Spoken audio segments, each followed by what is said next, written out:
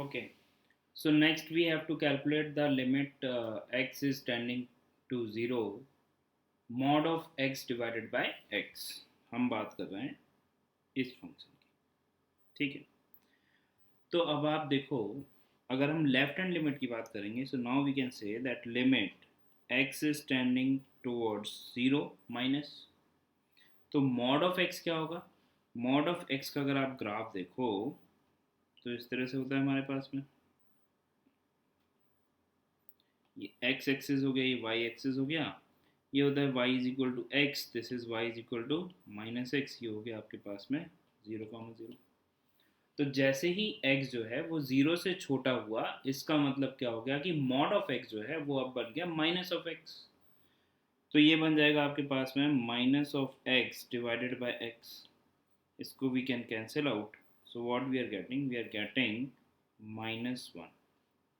Okay, now in the RHL right hand limit की अगर हम बात करें तो limit x tending to 0 plus, तो जब x 0 प्लस हुआ मतलब कि 0 से थोड़ा सा आगे हुआ, ठीक है।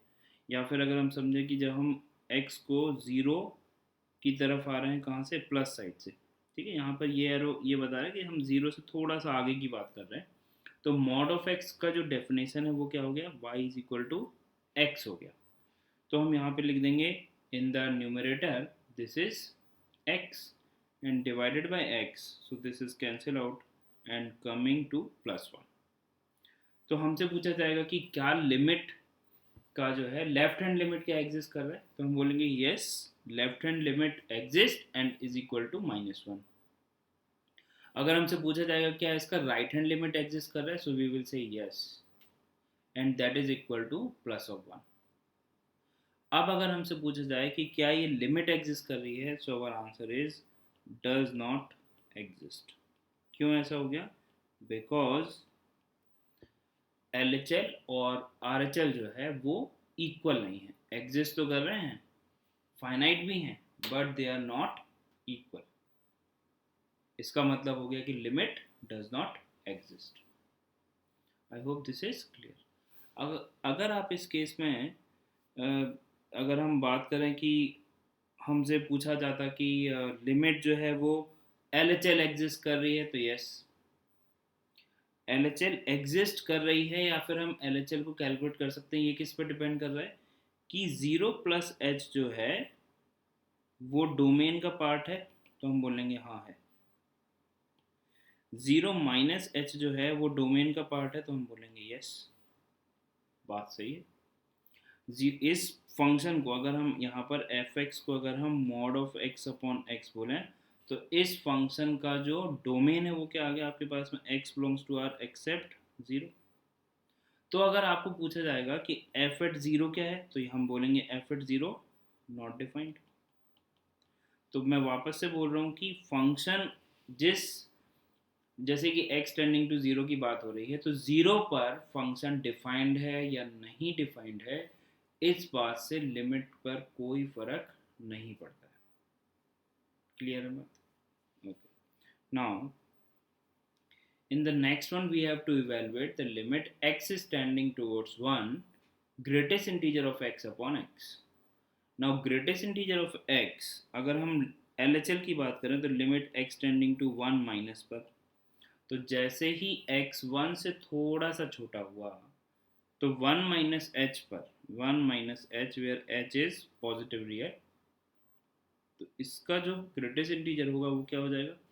1 से नंबर जैसे ही थोड़ा सा छोटा हुआ तो वो बन जाएगा 0। तो आपके पास में क्या आ गया? 0 डिवाइडेड बाई एक्स, बट अब ये तो 0 ही हो गया, so this is coming out to be 0। ठीक है, अब आप 1 माइनस इसको रखोगे भी तो भी ये तो 0 अपॉन समथिंग फाइनाइट है, तो 0 ही हो जाएगा। नाउ राइट हैंड लिमिट की अगर हम बात करें तो limit x tending to 1 plus, तो जैसे ही 1 से थोड़ा सा बड़ा नंबर हुआ, इसका मतलब कि उसका ग्रेटेस्ट इंटीजर क्या होगा? 1।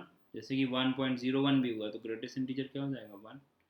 So now we are getting is 1 upon and x is tending towards 1 minus 1 minus, मतलब कि this is, let's say we can write, यहाँ पर है 1 plus h, so we can write 1 plus h.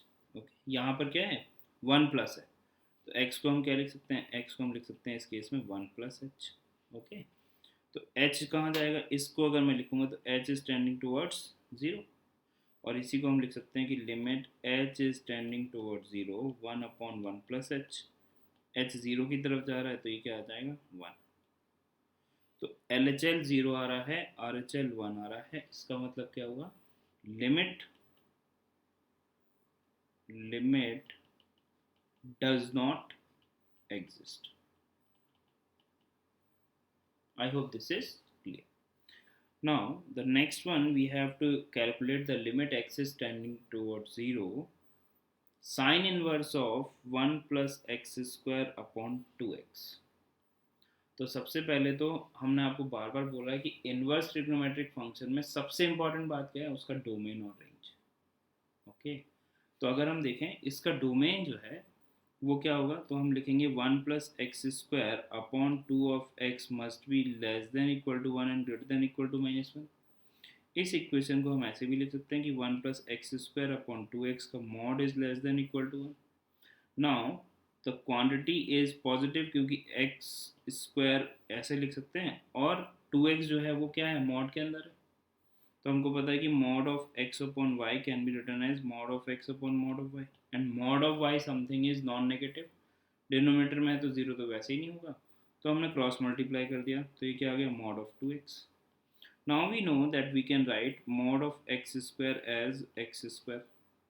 Okay, so this is 1 is already positive, 1 plus mod of x का square and less than equal to twice of mod of x, ये भी लिख सकते हैं। तो ये आ गया आपके पास में mod of x minus mod of x का square minus of twice of mod of x plus 1 less than equal to 0, which is mod of x minus 1 whole square less than equal to 0। अब कोई भी perfect square जो है वो less than 0 होने का तो कोई सवाल है नहीं, है ना, मतलब in this lifetime it is not possible। okay, so mod of x is equal to 0 ही हो सकता है। अब mod of x minus 1 जो है वो equal to 0 हो सकता है। ठीक है, ये जो क्वांटिटी है, ये क्वांटिटी जो है वो equal to 0 हो सकती है। इसका मतलब कि mod of x is equal to 1, इसका मतलब कि x जो है वो प्लस माइनस 1 होना चाहिए। ठीक है ना, ये जो परफेक्ट स्क्वायर है इसके अंदर की क्वांटिटी जो है वो 0, तो अंदर की क्वांटिटी क्या है, मॉड ऑफ x माइनस 1। ठीक है, तो mod of x minus 1 equal to 0 होगा तभी ये हो सकता है, भाई लेस देन 0 होने का तो कोई चांस है नहीं। तो x का वैल्यू क्या आ गया, प्लस माइनस 1। इसका मतलब ये हुआ कि जो आपके पास में अगर मैं इसको fx बोल दूँ sine inverse of 1 plus x square upon 2x को, so now we can say that the domain of this function is only +1 and -1। तो इसका तो जो डोमेन है वो केवल +1 और -1 है। लिमिट हमको पूछा गया है लिमिट एक्सटेंडिंग टू 0, मतलब कि 0 plus h and 0 minus h, 0 minus h, ये दोनों ही does not belongs to domain of function हो गए। तो ना तो हम RHL कैलकुलेट कर सकते हैं ना LHL कैलकुलेट कर सकते हैं। तो ये तो फंक्शन ही ऐसा आ गया जो कि केवल और केवल x की दो वैल्यू पर ही डिफाइंड है।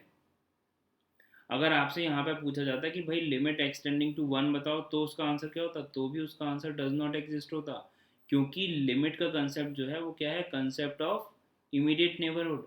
आप जब लिमिट कैलकुलेट कर रहे हो एक्सटेंडिंग टू 1 के लिए, तो हमको तो ये देखना है कि भाई 1 प्लस एच अगर डोमेन का पार्ट होगा तो हम RHL बता पाएंगे, और अगर 1 माइनस एच डोमेन का पार्ट होगा तभी हम LHL बता पाएंगे। यहाँ तो हमारे पास में अगर ये क्वेश्चन होता कि भाई लिमिट एक्सटेंडिंग टू 1 पे भी बताओ और fx यही है, तो भी आंसर क्या होता है, डज नॉट एग्जिस्ट। क्यों, क्योंकि 1 प्लस एच और 1 माइनस एच तो डोमेन का पार्ट ही नहीं है। तो लिमिट एक्सटेंडिंग टू 0 के केस में 0 प्लस एच और 0 माइनस एच भी पार्ट नहीं है, इसलिए लिमिट क्या आ गई, डज नॉट एग्जिस्ट। तो लिमिट का जो कंसेप्ट है उसको तो पड़ोसी से मतलब है, 1 प्लस एच से और 1 माइनस एच से, अगर लिमिट एक्सटेंडिंग टू 1 जा रही है तो। अगर लिमिट एक्सटेंडिंग टू 0 जा रही है तो 0 प्लस एच और 0 माइनस एच से मतलब है, 0 से तो मतलब ही नहीं है। बात समझ में आ रही है आपको। इसका मतलब ये हुआ कि ये जो क्वेश्चन है इसका आंसर क्या आ गया, limit does not exist. I hope this is clear. Okay, now in the next one we have to evaluate the limit x tending to 3 root over x minus 2 plus root over 2 minus x। तो यहाँ पे अगर आप देखो तो ये जो expression है ये कब डिफाइंड होगा, व्हेन x इज ग्रेटर देन इक्वल टू 2, और ये कब डिफाइंड होगा, when x is less than equal to 2। इसका मतलब क्या हो गया, इन दोनों का जो इंटरसेक्शन आपने लिया तो उससे क्या हो गया, x बिलोंग्स टू ओनली 2।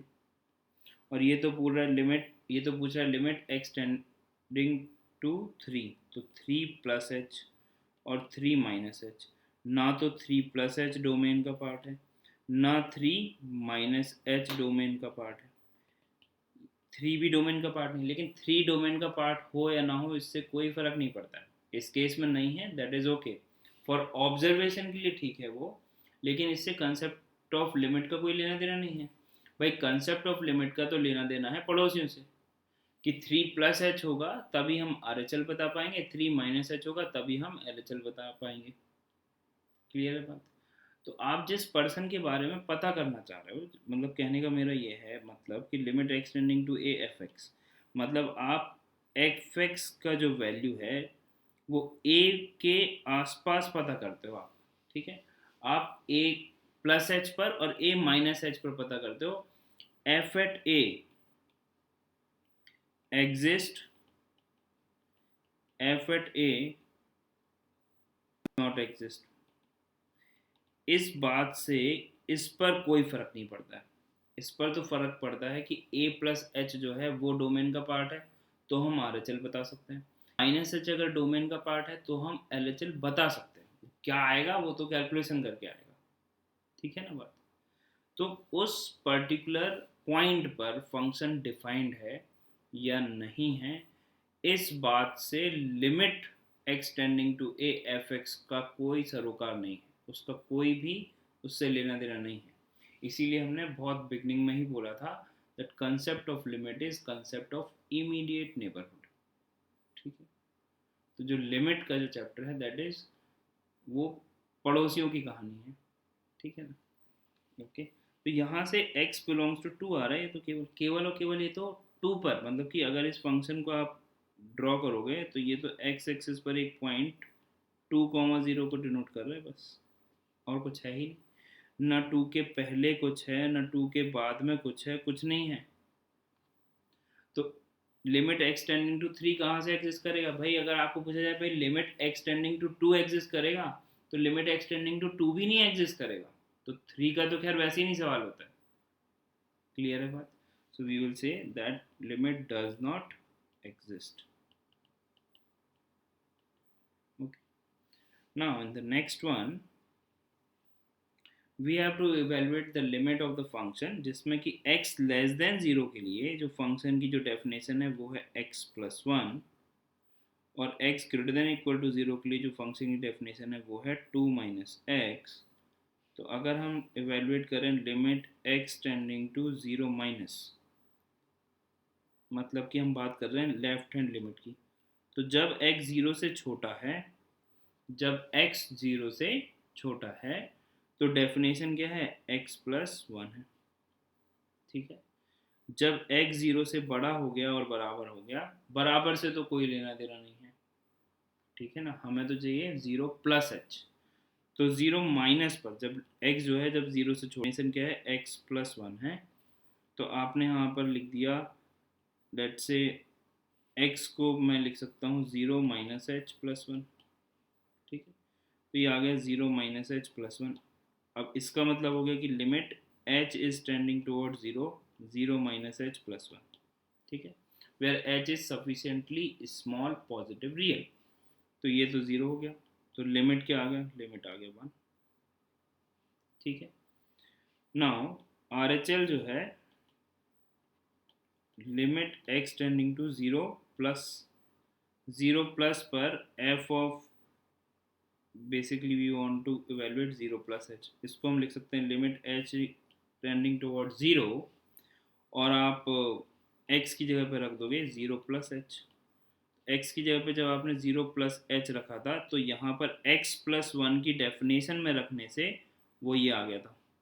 तो जब हम यहाँ पर x को 0 प्लस एच रखेंगे तो 2 माइनस एक्स जो डेफिनेशन है उसमें आप रख दो, तो 2 माइनस 0 प्लस एच ये आ गया। तो यहाँ से आ गया आपके पास में 2 माइनस एच। अब एच तो जा रहा है 0 की तरफ, इसका मतलब कि ये वैल्यू क्या आ गया आपके पास में, ये वैल्यू आ गया आपके पास में 2। क्लियरली दिख रहा है कि जो RHL और LHL, मतलब LHL और RHL जो है वो एग्जिस्ट तो कर रहे हैं, एग्जिस्ट करने में तो किसी भी तरह की कोई तकलीफ नहीं है यहाँ पर, लेकिन उन दोनों की जो वैल्यूज़ हैं वो बराबर नहीं है। तो अगर RHL और LHL की वैल्यूज़ जो हैं वो इक्वल नहीं है, then we can simply say that function की जो लिमिट है x टेंडिंग टू 0 पर डज नॉट एग्जिस्ट। तो हमारे पास में आंसर क्या आ गया, लिमिट DNE मतलब कि does not exist. I hope sufficiently हमने एग्जाम्पल देख लिए हैं, तो ये आपको अब क्लियर हो गया होगा। Okay okay now okay, we have another example that we have to find the limit of the function where x is tending towards 3। okay, तो x जब 3 से छोटा है तो x स्क्वायर माइनस 5 है। तो इसको अगर मैं लिखूं f of 3 minus, this is also another way to write left hand limit. Okay, f of 3 minus, तो अब आप देखो 3 माइनस जब आपने लिखा तो 3 माइनस एच लिखा हुआ है यहाँ पर, तो जब आप यहाँ पर 3 माइनस एच का स्क्वायर करोगे माइनस 5 करोगे तो h तो 0 हो जाएगा, तो ये क्या बन जाएगा 9, 9 माइनस 5 क्या हो जाएगा 4। तो अब हम डायरेक्टली लिख सकते हैं दिस इज इक्वल टू 4। अब अगर हम राइट हैंड लिमिट की बात करें तो RHL जो है वो है आपके पास में f ऑफ 3 प्लस, तो अब आप देखो यहाँ पर x की जगह पे क्या रखोगे, x की जगह पे हम रखेंगे यहाँ पर 3 plus H. Now 3 plus H plus 13 का रूट, h तो जा रहा है 0 की तरफ, तो h अगर 0 की तरफ जा रहा है, ठीक है, जा रहा है नहीं, जा रहा है, तो ये जो वैल्यू है वो 3 प्लस 13 हो गया। 3 प्लस 13 जो है वो रूट ओवर 16 हो गया। रूट ओवर 16 का वैल्यू कितना होता है 4 होता है, ठीक है ना। कुछ स्टूडेंट जो है वो गड़बड़ी करते ही रहते हैं, उनको 10th में ही बताया जाता है तब पर भी, 11th में बताया जाता है तब पर भी, वो जो है वो प्लस माइनस 4 पता नहीं उनको क्यों नहीं समझ में आती इतनी सी बात, वो ये गड़बड़ी करते रहते हैं। तो अगर आप में से कोई ऐसा है तो ये गड़बड़ी नहीं करना है। रूट जो है वो एक ऐसा फंक्शन है जिसके अंदर जो आप इनपुट रखोगे वो कैसा होगा, ग्रेटर देन इक्वल टू 0, और जो इसका आउटपुट होगा वो भी कैसा होगा, ग्रेटर देन इक्वल टू 0। अगर ये नहीं पता है तो बता दिया, ठीक है। तो ये गड़बड़ नहीं करना है, स्क्वायर रूट है तो इनपुट भी पॉजिटिव होगा, पॉजिटिव मतलब कि मैं बोलना चाह रहा हूँ यहाँ पर नॉन नेगेटिव, और आउटपुट भी नॉन नेगेटिव होगा, ठीक है ना। चलो, तो ये भी कितना हो गया root over 16 that is equal to 4, ठीक है।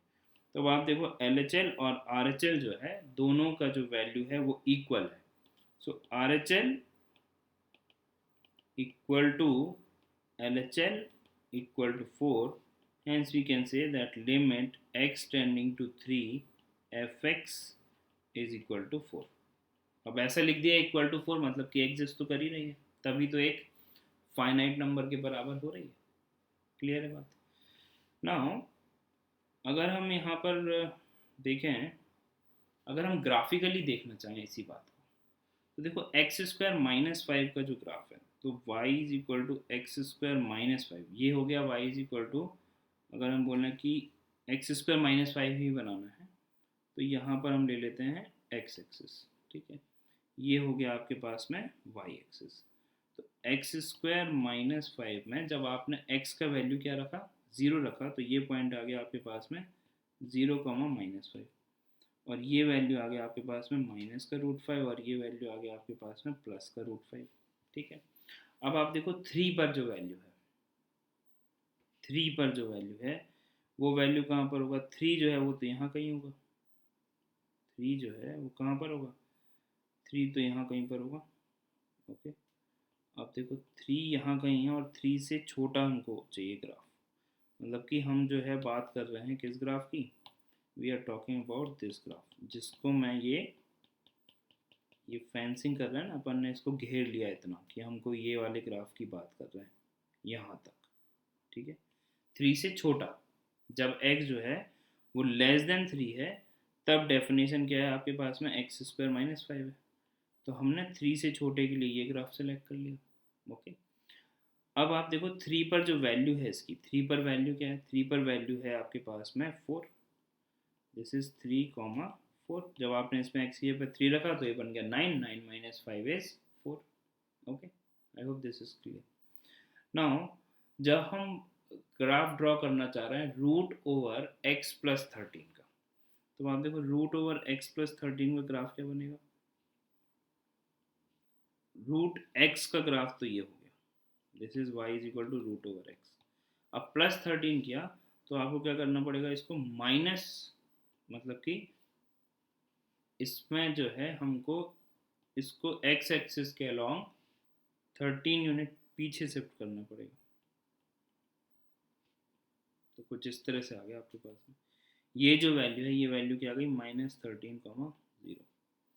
तो ये आ गया आपके पास में रूट ओवर एक्स प्लस 13।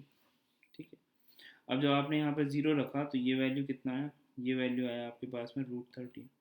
और ये हमको ग्राफ कब है, ये ग्राफ है हमारे पास में व्हेन x इज ग्रेटर देन 3, मतलब कि ये वाला ग्राफ, ये जो डार्क बना है ना, ये वाला ग्राफ हमको सेलेक्ट करना है। तो 3 पर ये जो पॉइंट है, ये पॉइंट क्या है, ये पॉइंट है आपके पास में 3,4। जब आप यहाँ पर 3 रखोगे तो ये बन जाएगा 3 प्लस √13 दैट इज 16। 16 का वैल्यू क्या आ गया, 4। तो अब आप देखो, अगर हम इन दोनों ग्राफ को अगर हम एक साथ बनाना चाहें तो हमारे पास में जो ग्राफ है वो कुछ इस तरह से आएगा। आप देखो ये वैल्यू आ गया, और ये ग्राफ जो है अगर हम ये 3 ले रहे हैं तो ये पॉइंट आ गया आपके पास में 3,4, और इसके वो ग्राफ कुछ इस तरह से, ये वाला ग्राफ, ठीक है। तो ये ग्राफ आ गया, ये है आपके पास में रूट ओवर एक्स प्लस 13, जब x जो है वो 3 से बड़ा है।